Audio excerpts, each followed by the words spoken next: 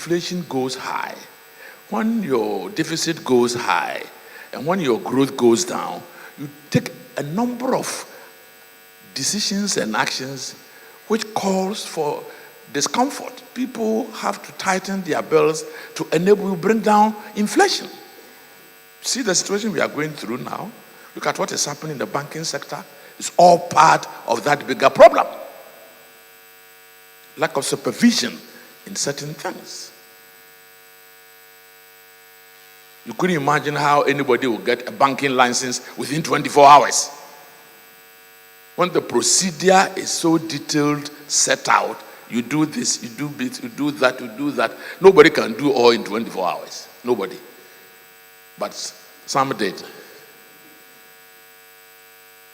So it means we really have to make sure that disciplining this economy is guided by type of law. The Bank of Ghana Act says that the government shall not borrow more than 10% of the previous total revenue. So the total revenue for the previous year is 5 billion cedis. It means you cannot allow the government to borrow more than 10% of it. It is just to keep in check.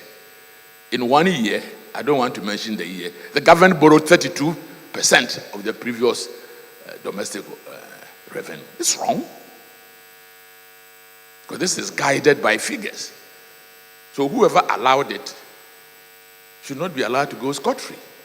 We are proposing in this government that we are going to have Fiscal Responsibility Act. And we are going to have Fiscal Responsibility Council.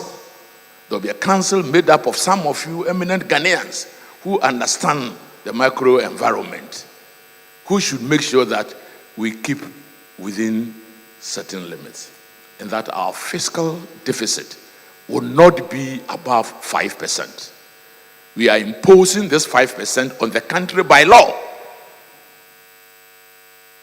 so that anybody who runs the country will keep within it. I think we need such discipline to make sure that we are able to get the full benefit of the processes of our resources.